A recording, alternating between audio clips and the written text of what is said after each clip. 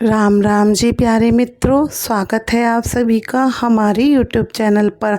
आशा करती हूँ आप सभी कुशल में व मंगल में होंगे। मित्रों, आज हम आपको एक बहुत ही ज्ञानवर्धक कहानी सुनाने जा रहे हैं। ये कहानी भगवान विष्णु ने माता लक्ष्मी को सुनाई है। कहानी का सार है कि स्त्रियाँ कौन सा ऐसा पाप करती हैं जिसकी वजह से वे समय से पहले विधवा हो जाती हैं। भक्तों, कहानी को पूरा सुनिएगा, क्योंकि पूरा सुनने से ही आपको पता चलेगा कि वह कौन सा पाप है जिसे करने से स्त्रियां समय से पहले विधवा हो जाती हैं। मित्रों, कहानी इस प्रकार है। एक बार माता लक्ष्मी भगवान विष्णु से मिलने के लिए जाती हैं और कहने लगती हैं, हे प्रभु, मैं आपसे मिलने के लिए आ रही थी। तभी मेरी नज़र मृत्युलोक पर पड़ी। वहाँ मैंने देखा 3 स्त्रियां थीं जो आपस में सहेलियां थीं। उनमें से 2 स्त्रियां विधवा होकर दुखी जीवन जी रही थीं, जबकि एक स्त्री सुहागन होकर अपने पति के साथ सुखी से जीवन जी रही थी। हे प्रभु, मेरी ये बात समझ में नहीं आ रही है, इसीलिए मेरे मन में 3 सवाल उठ रहे हैं।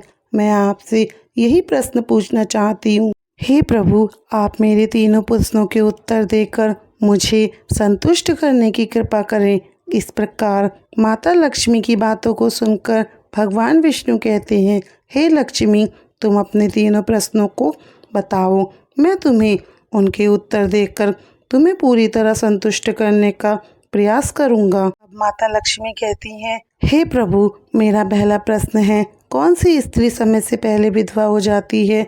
और मेरा दूसरा प्रश्न है, कौन सी स्त्री को जीवन में कभी भी सुख नहीं मिलता? मेरा तीसरा प्रश्न है, वह कौन सी ऐसी चीज़ है जो एक पत्नी को अपने पति को मांगने से भी नहीं देनी चाहिए? प्यारे मित्रों, इस प्रकार माता लक्ष्मी के प्रश्नों को सुनकर भगवान विष्णु कहने लगते हैं, तुम जिन 3 स्त्रियों की बात कर रही हो, उनमें से 2 स्त्रियां विधवा होकर अपना जीवन दुखी से जी रही हैं, और वहीं पर एक स्त्री सुहागन होकर भी अपने पति के साथ में अपना जीवन खुशी से जी रही हो। लक्ष्मी, तुम जानना चाहती हो कि आखिरकार ऐसा क्यों हो रहा है, तो मैं तुम्हें एक छोटी सी कहानी सुनाना चाहता हूँ। इस कहानी को तुम बहुत ध्यान से सुनना। आधी अधूरी कहानी सुनने वालों को हमेशा आधा अधूरा ही ज्ञान प्राप्त होता है, जो जीवन में कभी काम नहीं आता। हे देवी, तुम्हारे तीनों प्रश्नों के उत्तर इसी छोटी सी कहानी में समाये हुए हैं। यदि तुमने ध्यान से सुना तो तुम्हारे तीनों प्रश्नों के उत्तर तुम्हें अवश्य ही मिलेंगे और तुम्हें संतुष्टि प्राप्त होगी। प्यारे मित्रों, माता लक्ष्मी कहती हैं, हे प्रभु, मैं आपकी बात से सहमत हूँ। आप कहानी शुरू करो। मैं कहानी को पूरे मन से और पूरी श्रद्धा से सुनूंगी। जब तक आप कहानी बोलोगे तब तक मेरा मन किसी दूसरे स्थान पर नहीं जाएगा। प्यारे मित्रों, इस तरह भगवान विष्णु कहानी सुनाना प्रारंभ करते हैं। भगवान विष्णु कहते हैं, हे देवी लक्ष्मी, सबसे पहले मैं तुम्हें उस स्त्री की कहानी सुनाता हूँ जो सुहागन बनकर जीवन को सुखी से जी रही है। जिस सुहागन स्त्री की तुम बात कर रही हो, वह स्त्री एक राजा के नौकर की पत्नी है, और जिस नौकर की वह पत्नी है, उस नौकर को अपनी पत्नी पर पूर्ण विश्वास और भरोसा है। वह पतिव्रता है जिसकी महिमा वह अपने साथियों से बार बार करता है। अब देखो, एक दिन की बात है, उस राजा के नौकर ने अपनी पत्नी की प्रशंसा इतनी की कि यह बात धीरे धीरे फैलते हुए राजा के दरबार तक पहुंच गई। तो राजा ने अपने नौकर को बुलाया और उस नौकर को कहा कि तुम हर किसी से कहते हो तुम्हारी पत्नी पतिव्रता है, क्या वास्तव में तुम्हारी पत्नी पतिव्रता है?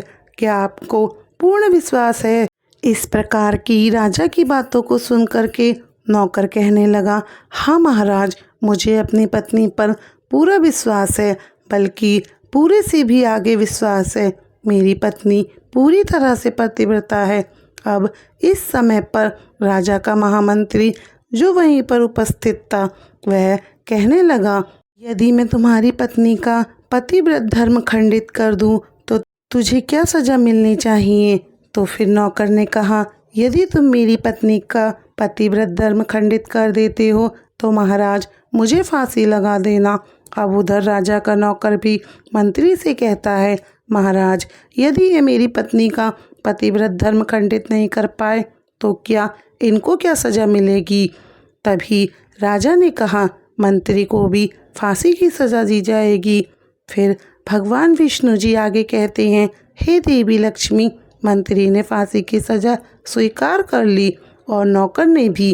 तभी नौकर से पूछा गया, क्या वस्तु ऐसी लेकर के आऊं जिसे तुम मानो कि मैंने तुम्हारी पत्नी का पत्नी धर्म खंडित कर दिया है।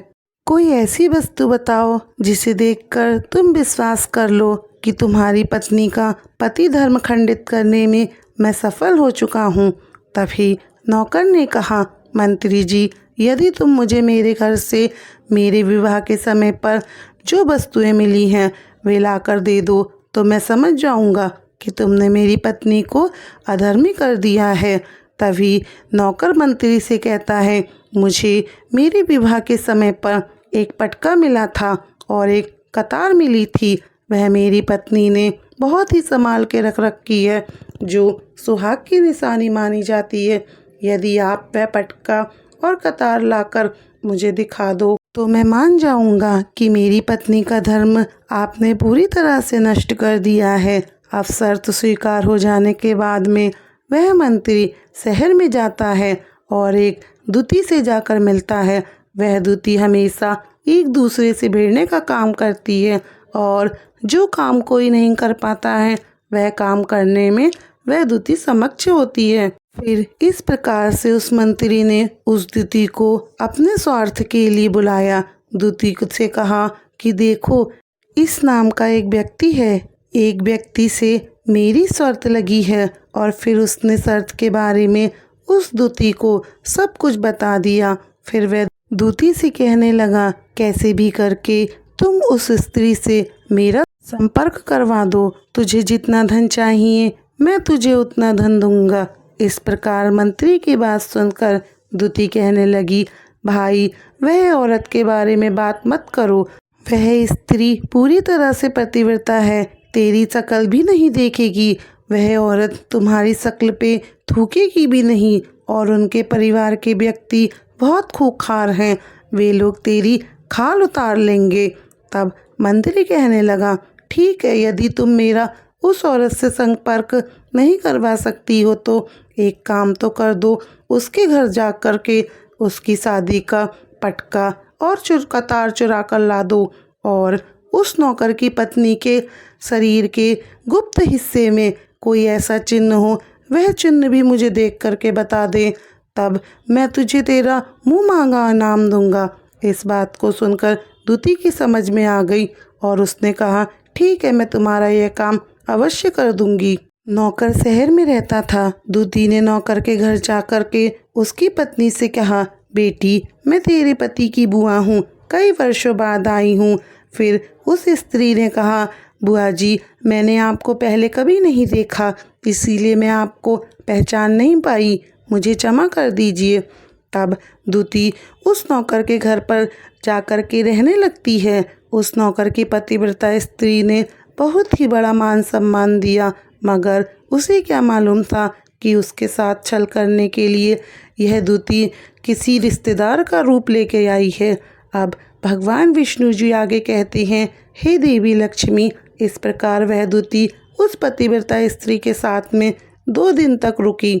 जिस समय वह स्त्री स्नान करने लगी तो दूती उठ करके उस पतिव्रता स्त्री की कमर रगड़ने लगी और उसकी पतिव्रता स्त्री ने बहुत मना किया, फिर भी वह दूती नहीं मानी और कहने लगी, बेटी तुम तो मुझे मेरी बेटी से भी ज़्यादा प्यारी लगती हो, तो मना मत करो। काफ़ी दिनों बाद मेरी मुलाकात तुमसे हुई है और अगली मुलाकात कब हो ये भी मैं नहीं जानती हूँ, इसीलिए मुझे थोड़ा सा अपनी सेवा करना दो, क्या पता मैं कब तुमसे मिलूं, पहली बार आई हूँ इसीलिए तुम मुझसे झिझक रही हो। अब ऐसा कह करके वह दूती उस पतिव्रता स्त्री के मुंह पर हाथ फेरने लगी और फिर आंखें धोने के बहाने उस दूती ने उस पतिव्रता स्त्री की आंखों पर पानी मार दिया। जिसके कारण उसकी आंखें बंद हो गई। इस प्रकार घुटनों के ऊपर पैर पे उसकी जांघ पर एक तिल था जो जूती ने देख लिया। बस उसका काम बन गया। उधर स्नान करने के बाद जब वह पतिव्रता स्त्री रसोई में खाना बनाने गई तो दूती को मौका मिल गया और उसने उसका पटका और उसकी विवाह की कतार को चुरा करके चली गई। वहाँ से दूती एकदम भाग गई और जाकर के दूती ने वह पटका और कतार मंत्री को दे दिए और उस पतिव्रता स्त्री के जांघ पर तिल की निशानी भी मंत्री को बता दी। मंत्री सीधा राजा के दरबार में पहुंच जाता है और राजा से जाकर कहता है, महाराज, मैं नौकर की पत्नी के साथ में 2 दिन बिता कर आया हूँ और यह पटका और कतार उसी से ही लेकर आया हूँ। फिर राजा ने दरबार लगाया और नौकर को बुलाया तथा मंत्रियों की सभा में पटका और कतार नौकर को दिखाने के लिए कहा। फिर राजा की आज्ञा पाकर मंत्री ने उस नौकर को पटका और कतार दिखाई और उसकी पत्नी की जांघ पर तिल भी बताया। तो नौकर मान गया कि वास्तव में आज मेरी पत्नी ने अपना पतिव्रता धर्म पूरी तरह भंग करवा लिया। भगवान विष्णु आगे कहते हैं, हे देवी लक्ष्मी, फिर तो राजा ने उसको फांसी देने का हुक्म दे दिया और 15 दिन बाद नौकर को फांसी दी जाएगी। इस प्रकार से राजा ने नौकर की अंतिम इच्छा पूछी तो नौकर ने कहा, महाराज, मैं अपनी पत्नी से अंतिम बार मिलना चाहता हूँ। इस प्रकार राजा ने उस नौकर को आज्ञा दी, ठीक है, तुम अपनी पत्नी से मिलकर आ जाना। फिर नौकर अपने घर गया और अपनी पत्नी से कहता है, हे प्रिय, आपने मेरे साथ में बहुत बड़ा विश्वासघात किया। मैंने आप पर विश्वास किया और अपने मंत्री से एक शर्त लगाई थी कि राजा के दरबार में राजा के सामने मैंने कहा था मेरी पत्नी का पतिव्रता धर्म कोई नष्ट नहीं कर सकता है। यदि कोई मेरी पत्नी का पतिव्रता धर्म नष्ट कर देगा तो राजा साहब मुझे फांसी लगा देंगे। अब मुझे 15 दिन बाद में फांसी लगा दी जाएगी। मेरे साथ विश्वासघात करके तुमने ठीक नहीं किया। उस पतिव्रता स्त्री ने अपने पति को सारी बात बताई, मगर उसके पति को उसकी किसी भी बात पर विश्वास नहीं हुआ। फिर नौकर राजा के दरबार में पहुंचा तो राजा ने फिर से उसे कैद में डलवा दिया। अब नौकर की पत्नी धर्मपरायणता होकर पत्नी ने भगवान को याद किया और अपना भेष बदल के राजा के दरबार में गई और राजा से नाच दिखाने की आज्ञा मांगने लगी, क्योंकि वह स्त्री बहुत सुंदर थी और वह बहुत अच्छा नृत्य करती थी। उधर राजा महाराजाओं को भी नृत्य का बहुत शौक होता है, इसीलिए राजा ने नृत्य करने की आज्ञा दे दी। सभी मंत्रीजन आदि उपस्थित होकर के और फिर उस नौकर की धर्मपत्नी को जब नाचना का हुक्म मिला तो उसने नाचना शुरू किया। राजा को उस स्त्री का नाच बहुत ही सुंदर लगा और फिर राजा ने कहा, तुम मुझसे क्या मांगना चाहती हो? जो भी तुम मांगोगी मैं तुम्हें वही दूंगा।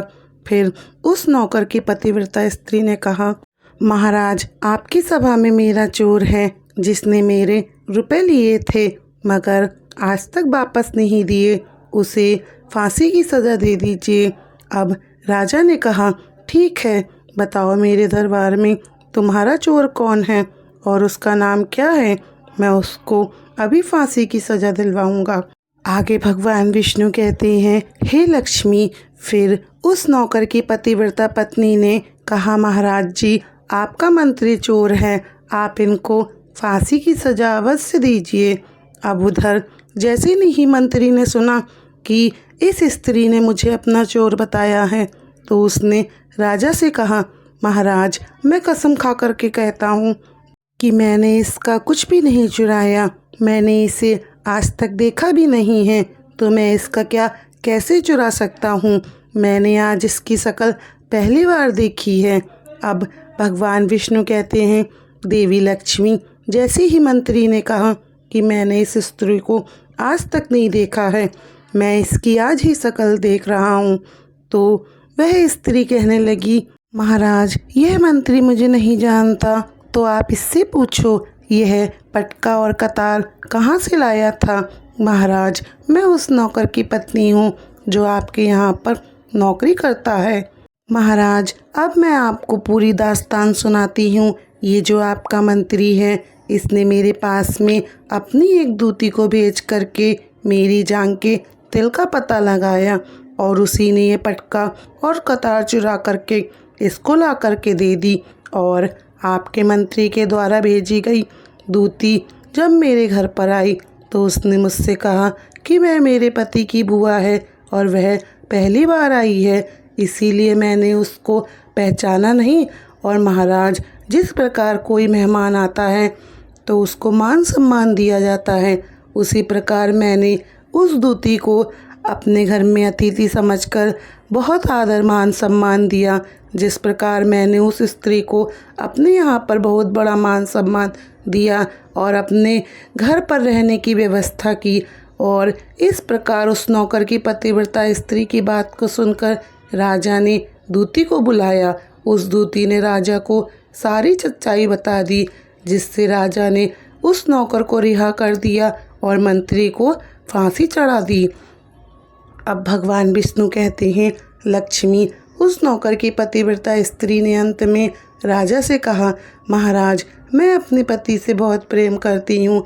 मैं एक चरित्रवान स्त्री हूँ। मैंने कभी भी अपने पति का नाम आज तक अपने मुंह से नहीं लिया।